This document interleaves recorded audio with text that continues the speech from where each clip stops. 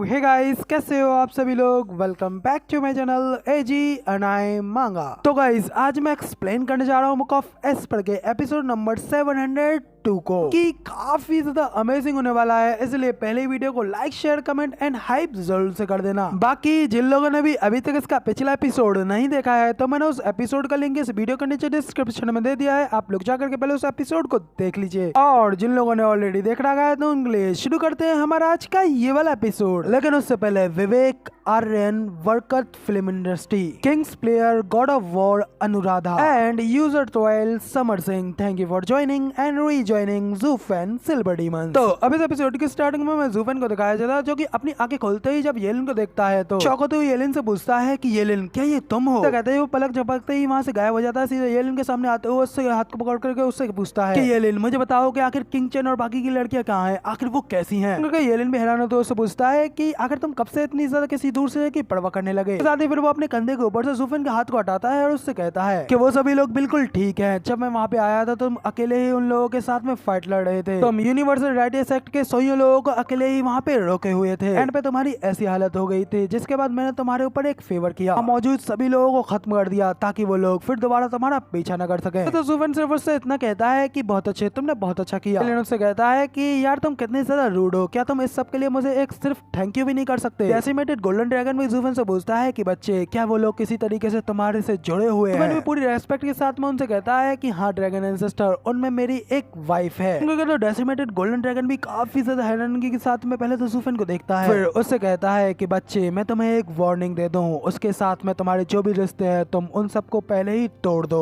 अगर तुम वाकई में अपनी वाइफ की इतनी ही परवाह करते हो तो तुम्हें ना चाहते हुए भी उससे दूर रहना ही पड़ेगा। तुम्हें पता ही नहीं है कि तुम उसके वजह से एक इतने गहरे दलदल में फंस गए हो। क्योंकि जूफेन भी हैरान होते हुए कहता है कि क्या? ड्रैगन एंसेस्टर पहले तो फिर से उसकी ओर घूर करके देखता है, फिर वो येलिन से कहता है कि येलिन, हम दोनों को तुम यहाँ पर अकेला छोड़ दो, यहाँ से चले जाओ, क्योंकि कुछ बात है जो कि मुझे इस बच्चे से अकेले में करनी है। अपने मास्टर की बात सुनते हुए येलिन भी वहाँ से जाने के लिए रेडी हो जाता है। साथ ही डेसिमेटेड गोल्डन ड्रैगन अपने नाखून के साथ ही उस गुफा के स्पेस को वहीं पे फाड़ देता है, जिस स्पेस के फटते ही उस गुफा से बाहर निकलने का रास्ता ओपन हो जाता है। ओपन होते ही येलिन भी अपनी मास्टर की बात को मानते हुए सीधा वहाँ से पीछे देखे बिना ही चला जाता है। वो गेट, वो रिफ्ट फिर से वापस सील हो जाती है। तो वह देख करके जूफेन भी ड्रैगन एंसेस्टर से पूछता है कि आखिर यहाँ पर ये सब क्या चल रहा है, आखिर आपका इस सब को कहने का क्या मतलब है? तो ठीक जूफेन के फेस के सामने आता है और उससे कहता है कि जवाब देने से पहले तुम्हें पहले मुझसे हॉनेस्ट होना होगा, इसलिए अब ईमानदारी से बताओ कि आखिर तुम वाकई में हो कौन, और आखिर इतना ज्यादा यंग होने के बावजूद तुम्हारे पास में इतनी सारी लेगेसीज कहाँ से आई? ड्रैगन एंसेस्टर के इस सवाल के ऊपर जब जूफेन हेजिटेट करते हो, उनका कोई जवाब नहीं दे पाता। ड्रैगन एंसेस्टर उसके ऊपर अपनी एक खतरनाक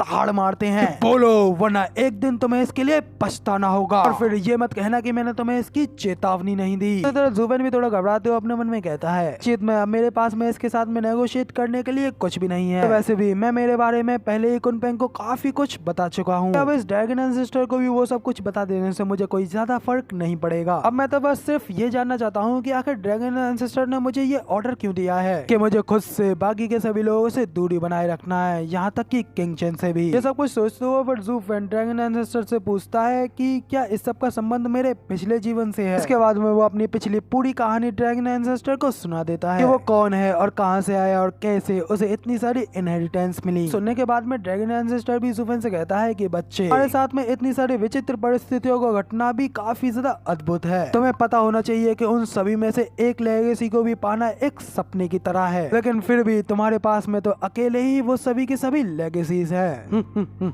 कांग्रेचुलेशन, स्पेशली तौर पर तो 970 की लेगेसी के लिए, उसकी उन डेवियस कलाओं की वजह से ही तुम्हें इतनी पुरानी दुश्मनी के बावजूद बदला लेने का एक और मौका मिला है। लौटने का एक और मौका तुम्हारे इन कुशलताओं की तो मैं भी प्रशंसा करता हूँ। तो ड्रैगन एंसेस्टर के मुंह से खुद के लिए तारीफ सुनता हुआ देख करके तो जूफेन भी स्माइल करता है। लेकिन बच्चे, तुम्हारे पास में भले ही कितना भी ज्यादा अच्छा भाग्य क्यों ना हो, जब तुम्हें वाकई में इसकी सबसे ज्यादा जरूरत होगी तो तब ये तुम्हारा हाथ छोड़ देगा। मैं पहले ही उस बूढ़े कुनपेंग ने धोखा दिया है और अब तुम यहाँ पर मेरे साथ फंस गए। जीवन भय और निरंतर निराशा के लिए डेस्टिन्ड है, और इस डेस्टिनी के रहते तुम्हारा जीवन कभी भी किसी भी अगले पल खत्म हो सकता है। तो जूफेन भी घबराते हुए कहता है कि ये आखिर इस सब का क्या मतलब है। एंसेस्टर उससे कहते हैं कि चलो मैं शुरुआत करता हूँ प्राचीन काल एंसेस्टर पीरियड से। प्राइमोडियल केओस का वो समय जब ये दुनिया अपनी शेप ले रही थी। इस वक्त हमारी जिंदगी ने भी फॉर्म लिया 5 प्राइमल एबिलिटीज के साथ में। जहाँ भी जाया करते थे स्पिरिचुअल बीस्ट हमें अपना किंग माना करते थे। इंसान तो हम तक पहुँचने के लायक भी नहीं थे। अगर हम पांचों ग्रेट सीक्रेट बीस्टों का इंटरेस्ट तो सिर्फ एक दूसरे के ही अंदर था। हम सभी बस एक दूसरे के साथ में लड़ करके यही जानना चाहते थे कि हम पांचों में से कौन सुप्रीम है और इस पूरी दुनिया में कौन सबसे ज्यादा शक्तिशाली है जिसका कि राज सबके ऊपर चलेगा। पर इस सबका कोई फायदा नहीं था। हम लोगों की फाइट कभी खत्म नहीं हुआ करती थी। ऐसे कोई कभी एक दूसरे से पूरी तरीके से नहीं जीत पाया। इंसानों को तो तब हम अपने खाने के अलावा और किसी नजर से नहीं देखा करते थे।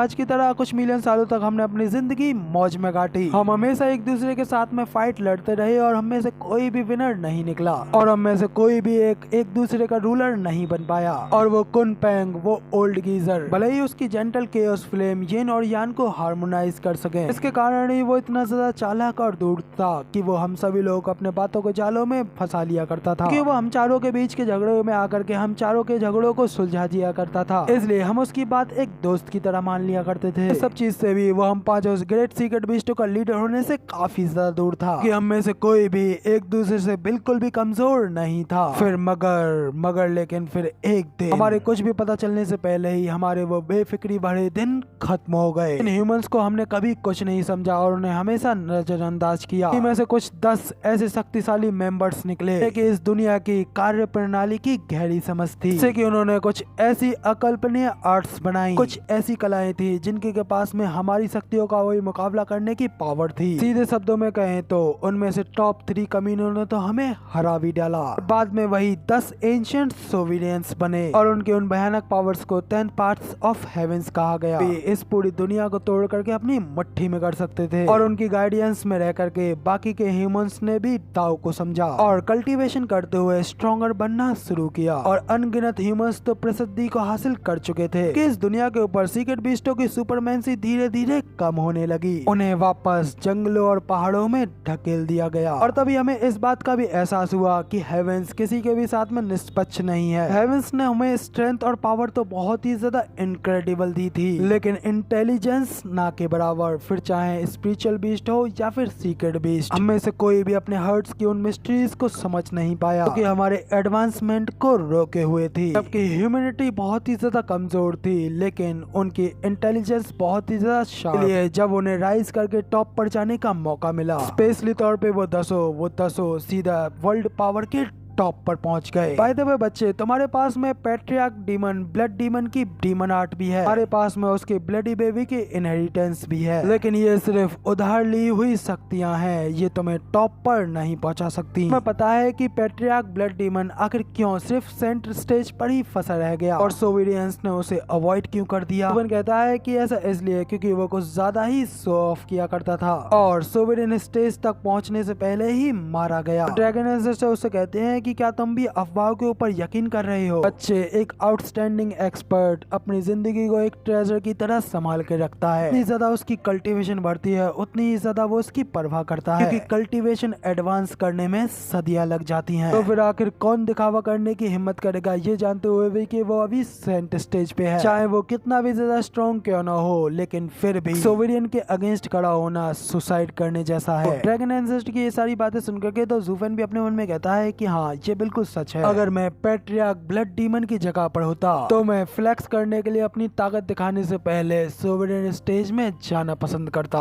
ड्रैगन एंसेस्टर उससे कहते हैं कि ऐसा इसलिए था क्योंकि हेवेंस तक पहुंचने के सिर्फ 10 ही मार्ग सीमित है और उन सभी का हिसाब किताब है। एक मार्ग का ऊपर उठने के लिए दूसरे का नीचे गिरना उतना ही आवश्यक है। यही कारण है कि पैट्रियार्क ब्लड डीमन हमेशा खतरे के साए में रहा करता था और सोविरियंस को चुनौती देता रहा करता था और इसी चीज का अंत उसके पतन का कारण बना। और सीक्रेट डोमेन के एक्स डेमोनिक एम्परर होने के नाते इन सभी चीजों के लिए तुम्हारा दृष्टिकोण काफी ज्यादा बड़ा होना चाहिए। तो क्या तुमने इस सब के बारे में कभी नोटिस नहीं किया कि इस दुनिया की सभी के सभी स्किल्स, सभी की सभी आर्ट्स की जड़ सिर्फ और सिर्फ वो 10 ही पाथ्स होते हैं। तो सब कुछ सुनकर तो ज़ूफेन भी हैरान होते हुए कहता है कि इसका मतलब तो सिस्टर कहते हैं कि हाँ बिल्कुल सही, जब तक वो 10 सोविनियंस जिंदा रहेंगे तब तक ह्यूमैनिटी चाहे कितनी भी ज्यादा कल्टीवेशन क्यों न कर ले, वो कभी भी उन ऊंचाइयों तक नहीं पहुंच पाएंगे। ये इस दुनिया का अटूट सत्य है, यही इस दुनिया का संतुलन है, जिस बैलेंस को बनाए रखने के लिए हेवेंस एक टाइम पर अल्टीमेट एक्सपर्ट्स की सीमाओं पर लिमिट लगाए रखता है। हेवेंस के वो 10 पार्ट्स अभी भी बैलेंस में है, इसलिए एक और मार्ग तभी ऊपर उठ सकता है जब दूसरा गिर जाएगा, वरना तो इस दुनिया के सभी प्राणी इन्हीं 10 पार्थों पर घूमते रहेंगे और उन्हें उनसे कोई भी मुक्ति नहीं मिलेगी। जुवन भी हैरान होते हुए कहता है कि क्या इसका मतलब सभी के सभी कल्टीवेटर सेंट स्टेज पर ही फंसे रहेंगे? तो ड्रैगन एंसेस्टर कहते हैं कि ये जरूरी नहीं है, जैसा कि मैंने कहा अगर कोई उनमें से गिरेगा तो तभी कोई दूसरा ऊपर राइज करेगा। ह्यूमन कल्टीवेटर्स दाव को समझने के लिए कल्टीवेट करते हैं कि वो शिखर तक पहुंच सकें, जहां पे वो अपनी खुली आंखों से इस वर्ल्ड के नेचर को देख सकें, और सिर्फ ज्यादातर कल्टीवेटर्स ही इन 10 पाथों के अंदर आ जाते हैं और उनका भविष्य इन्हीं पाथों में फंसा रह जाता है। लेकिन इन 10 पाथों से अलग अपना खुद का ही एक अलग पाथ बना करके ही अपने आप में ही एक राइट सोविडियन बन जाते हैं। लेकिन फिर हेवेंस के विल के हिसाब से एक के राइज होने पर दूसरे का गिरना तो तय है, इसलिए जब पैट्रियार्क ब्लड डीमन ने सोविडियंस को चैलेंज किया, ये समझ करके कि उसका ब्लड पाथ बाकी के पाथों से अलग है, ऐसा नया पाथ जिसने कि सोविडियंस के सिंहासन को हटाने की अनुमति दी, लेकिन अनफॉर्चुनेटली वो दुर्भाग्य से अलग था। बनाया वो ब्लड पाथ भी 9 सैनिटरी के पाथ के अंदर ही आया करता था, इसी वजह से वो अपने पूरे जीवन सेंट स्टेज पर ही फंसा रह गया। हाँ, उसका ब्लडी बेबी काफी ज्यादा अमेजिंग था, लेकिन फिर भी वो सिर्फ एक स्किल थी, उसकी कल्टीवेशन कभी भी सोविडियंस की उन असीम पावरों तक नहीं पहुंच सकती थी। इधर ये सब कुछ सुनने के बाद में जुवन भी काफी ज्यादा हैरान हो, तो अपने मन में कहता है कि अब मुझे समझ में आया, आखिर इतनी सालों के बावजूद भी उन 10 सोविडियंस के अलावा कोई और नया सोविडियन सामने नहीं आया।